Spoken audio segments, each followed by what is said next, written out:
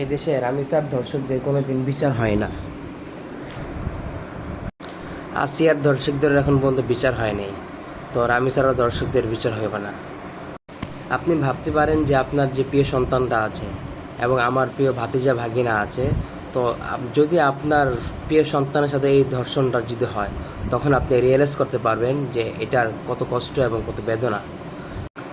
রামিসা একজন শিশু, তো উনি ধর্ষণ সম্পর্কেও কিছু জানে না, তারা একটি পরিবার আছে।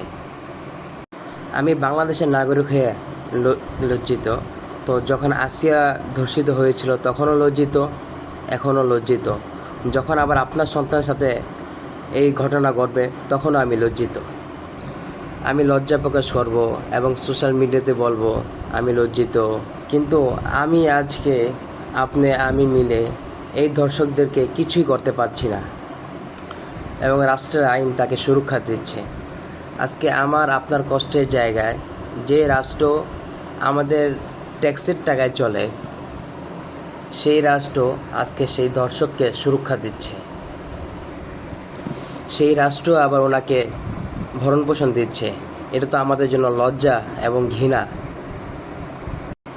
দেখবেন যে কোনো মানুষ এমন আছে যে এটা বলবে যে এই মেয়েটা যে এই ড্রেস পরার কারণে অথবা এমনভাবে হাঁটার কারণে আরও কত রঙের ইস্যু দেখাবে, তো এর কারণে উনি ধর্ষিত হয়েছে।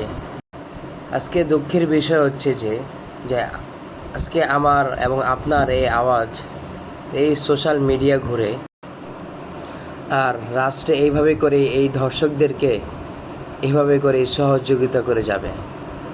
আপনি ঘুমাতে পারছেন না যে এই নিশ্চয়তা নেই যে আপনার এই দেশে আপনার এই সন্তানটা কোনো নিরাপদ নেই এবং আপনার সেই সন্তানের ধর্ষণ হওয়ার সম্ভাবনা অনেক বেশি। কোনো হত্যার নিশ্চয়তা নেই। তো আজ যেমনিভাবে তখন আপনিও রামিসার বাবার মতন এবং আসিয়ার বাবার মতন আপনিও বলবেন যে আমি এই দেশে কোনো বিচার চাই না।